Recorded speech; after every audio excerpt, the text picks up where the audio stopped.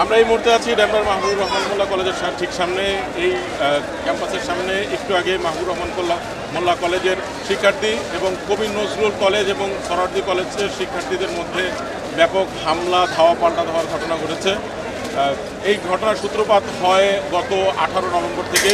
এই কলেজের শিক্ষার্থী অভিযুক্ত হাওলাদারের ভুল চিকিৎসা মৃত্যুর যে বিচারের দাবি চেয়ে এই কলেজের শিক্ষার্থীরা ন্যাশনাল মেডিকেল কলেজে গেলে তাদেরকে 20 এবং 21 তারিখ তাদের ওপর হামলার ঘটনা ঘটে। এর পরবর্তীতে সুপার সানডে ঘোষণা করে গতকাল রবিবার মাহবুবুর রহমান মোল্লা কলেজ সহ প্রায় 22টি শিক্ষা প্রতিষ্ঠানের শিক্ষার্থীরা ন্যাশনাল মেডিকেল কলেজের সেখানে ফটো ভাঙচুর করে এবং কবি নজরুল সরার্দি কলেজে ভাঙচুর চালায়। সেই প্রতিবাদে কবি নজরুল কলেজ এবং সরার্দি কলেজের শিক্ষার্থীরা এই কলেজে হামলা এবং ভাঙচুর চালায়। এই কলেজের ল্যাপটপ, চেয়ার থেকে শুরু করে কম্পিউটার সব কিছুই তারা নিয়ে গেছে, পরীক্ষার খাতা কাগজ সহ। এছাড়া এই পুরো যে কলেজটিতে পুরোপুরি ভাঙচুর চালানো হচ্ছে। আপনারা দেখতে পাচ্ছেন, সম্ভবত দেখা যাচ্ছে যে কলেজের যে ফ্যানগুলো আছে ফ্যানগুলোও ভাঙচুর করা হয়েছে। এই কলেজের সামনে আমরা কথা বলবো,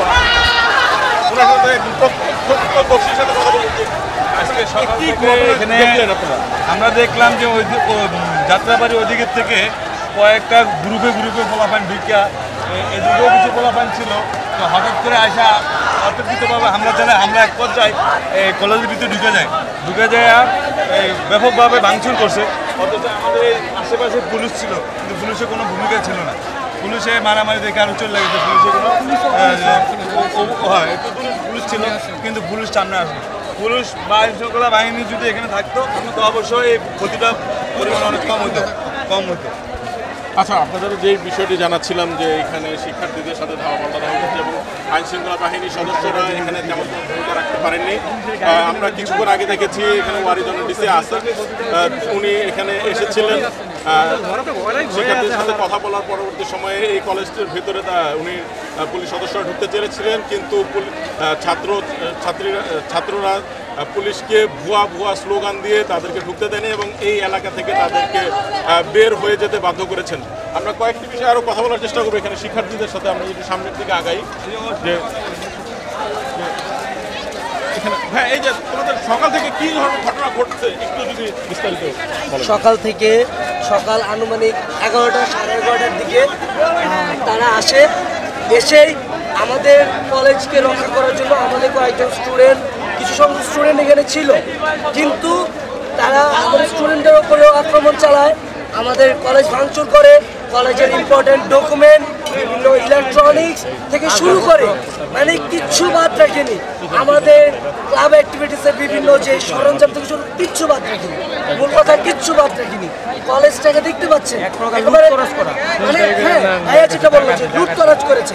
এই যে আমার হাতে যেগুলো দেখতে পাচ্ছেন, এই যে ইনফরমেশনগুলো, এই যে ইম্পর্টেন্ট ইনফরমেশনগুলো সব একেবারে ধ্বংস করে দিয়েছে। তা তো করেছে, আমাদের স্টুডেন্টদেরকে আহত করেছে। আমাদের অনেক স্টুডেন্ট এখনো হসপিটালে ভর্তি। ওদের কাছে নানানভাবে আমরা প্রতিহত করার চেষ্টা করেছিলাম, জানেও তারা কলেজ না ভাঙতে পারে। আমরা এখানে একত্র হয়েছি।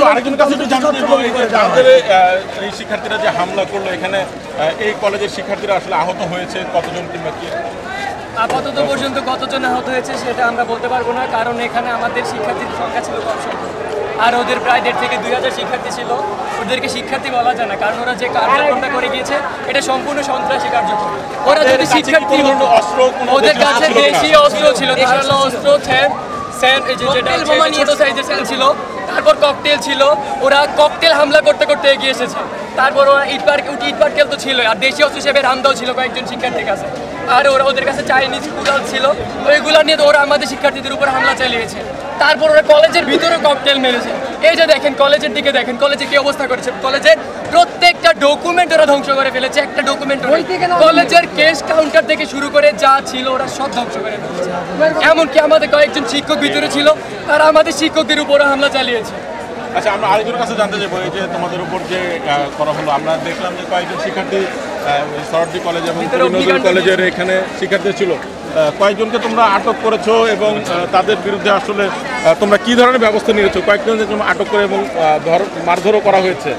হ্যাঁ, তাদেরকে যখন মারধর করা হয় তাদেরকে আমরা হসপিটালে আমরাই তাদেরকে আবার পাঠিয়ে দিয়েছি। আমাদের কর্তৃপক্ষ বলে দিয়েছে কেউ যেন প্রাণনাশক কারো যদি না হয় তাদেরকে যথাযথভাবে হসপিটালে পাঠিয়ে দিয়েছে আমাদের শিক্ষকরা। তারা যে আমাদের শিক্ষকের প্রতি তারা হামলা করলো, শিক্ষকরা তাদের প্রতি যে একটা সহানুভূতি দিল, কারণ শিক্ষক কখনো তার ছাত্রের বিরুদ্ধে যেতে পারে না, সেই শিক্ষক তাকে আজ বাঁচিয়ে দিল। যাই হোক, আমরা আন্তরিকভাবে দেখি তাদের ক্যাম্পাসে যে আমাদের কলেজের শিক্ষার্থীরা অন্যান্য কলেজের শিক্ষার্থীরা হামলা করছে তাদের আমরা আন্তরিক দুঃখিত। তারা যে আজ এমন একটা কর্মকাণ্ড করবে এটা আমরা আশাও করতে পারিনি। কালকে রাতেও আমাদের উপর হামলা করতে দিয়েছে আমাদের ক্যাম্পাসে, কিন্তু আমাদের স্টুডেন্ট আগেই বুঝে গিয়েছিল এখানে ছিল, তাদেরকে পাঠিয়ে দিয়েছে, প্রতিহত করেছে। আজকে সকালে তারা আবার আসলো, সংখ্যা অনেক বেশি। আচ্ছা, আমি ভাইয়ের কাছে একটু জানতে চাইবো, এই যে বেশ কিছুদিন আগে ছাত্র জনতার আন্দোলনে সকল শিক্ষার্থী একজোট হয়ে তারা আওয়ামী লীগ সরকারের বিরুদ্ধে তারা আন্দোলন করেছে, এই যে শিক্ষার্থীদের মধ্যে যে আবার বিভাজন বিভেদ তৈরি হয়েছে, এই বিষয়টা আসলে আপনারা কীভাবে দেখছেন? আমরা মনে করি যে এই পুরো বিভাজনটার পিছনে হয়তো তৃতীয় কোনো পক্ষ এটার সুযোগ সুবিধা নিতে পারছে এবং কি ছাত্রদের মাঝে দ্বন্দ্ব তৈরি করে দিচ্ছে। আপনি দেখতে পারেন যে ছাত্ররা কিন্তু প্রথমত একটা আন্দোলনের জন্য একটা ভুল চিকিৎসার কারণে আমাদের একজন স্টুডেন্ট মারা গেছে, এই কারণে ছাত্ররা ওইখানে উপস্থিত হয়, তারা প্রতিবাদ জানায়। কিন্তু ওই প্রতিবাদের মাঝখানে দেখা যায় যে সোহরাওয়ার্দী কলেজের স্টুডেন্ট এবং কবি নজরুলের স্টুডেন্টরা তারা হস্তক্ষেপ করে সেখানে এবং আমাদের অনেক ছাত্রকে আহত করে, তাদেরকে অনেকের মাথা ফাটিয়ে দেয়, অনেকে হাত পা আপনারা দেখেছেন অনেকে ভেঙে দিয়েছে। এই কারণে আমরা পরবর্তী দিন আবার রবিবার যখন যাই, আমরা কিন্তু কোনো ইন্টেনশন ছিল না যে আমরা তাদেরকে আবার আক্রমণ করবো। আমরা আবারও ন্যাশনাল মেডিকেল কলেজের সামনে আমরা অবস্থান নেই, কিন্তু তারা দেখা যায় যে কিছু দুষ্কৃতিকারী তারা আবারও আমাদের উপরে আক্রমণ করে এবং কি তারা একটা সময় যায় ছাত্ররা সোহরাওয়ার্দী কলেজের ভিতরে ঢুকে যেয়ে তাদের আক্রমণ করতে কিছুটা আক্রমণের শিকার হয়। এই জন্য আমরা আসলে দুঃখিত, কারণ হচ্ছে আমরা কখনোই চাই না যে কারো উপর আক্রমণ করতে, বা আমাদের কোনো চিন্তা ভাবনাও নেই এরকম ধরনের। আপনারা এই যে এখন আপনাদের যে বিভাজনটা তৈরি হলো, এই বিভাজনটা আপনারা আসলে সমাধান কিভাবে করবেন? আপনারা আমরা মনে করি ছাত্রদের মাঝে সবসময় বন্ধন থাকা প্রয়োজন। এই কারণে আমরা আমাদের আরও ঊর্ধ্বতন কর্মকর্তা আছে এবং আমাদের প্রিন্সিপাল স্যার এবং চেয়ারম্যান স্যার, তারাও এই বিষয়টা নিয়ে কথা বলবে আশা করি এবং ওই কলেজের সাথে কথা বলবে এবং বসবে, কারণ আমরা কখনোই চাই না ছাত্রদের মাঝে বিভাজন তৈরি হোক, কারণ এই ছাত্ররাই এই কলেজটাকে এবং এই দেশটাকে আবার নতুন করে তৈরি করার জন্য পথ দেখিয়ে দিয়েছে। কারণ এখন আপনি মনে করেন বিরোধী দল বা যে কোনো দুষ্কৃতিকারীরা চেষ্টা করবে যে এই ছাত্রদের মাঝে বিভেদ তৈরি করতে, কারণ এই ছাত্ররাই এই দেশের শক্তি। আপনার যদি এই ছাত্রদের মধ্যে যদি ইউনিটি না থাকে, তাহলে যে কোনো সরকারি হোক কেউ এই দেশটাকে কন্ট্রোল করতে পারবে না এবং কি দুষ্কৃতিকারী এই জিনিসটাই আপনাদের কাছে চাচ্ছি। আপনাকে ধন্যবাদ। আমরা আরও কয়েকটি বিষয় দেখানোর চেষ্টা করবো, যেখানে আশেপাশে প্রচুর সংখ্যক এই এলাকার মানুষজন এবং ড্যামরার এই মাহবুবুর রহমান মোল্লা কলেজের শিক্ষার্থী, সাবেক শিক্ষার্থী, স্থানীয় জনগণ এখানে আছেন। পুরো এলাকাটাতে অনেক মানুষ এখানে জড়ো হয়ে আছেন এবং এখানে কবি নজরুল এবং সোহরাওয়ার্দী কলেজের শিক্ষার্থীরা ইতিমধ্যে এই এলাকাটি ত্যাগ করেছেন। এই সকাল থেকেই প্রায় 10:30 থেকেই নানান এই ধরনের হামলা ভাঙচুরের ঘটনা ঘটেছে। এখন বাজে ঠিক দুপুর 2:30। এই সময়ে কবি নজরুল কলেজ এবং সোহরাওয়ার্দী কলেজের শিক্ষার্থীরা সবাই চলে গেছেন।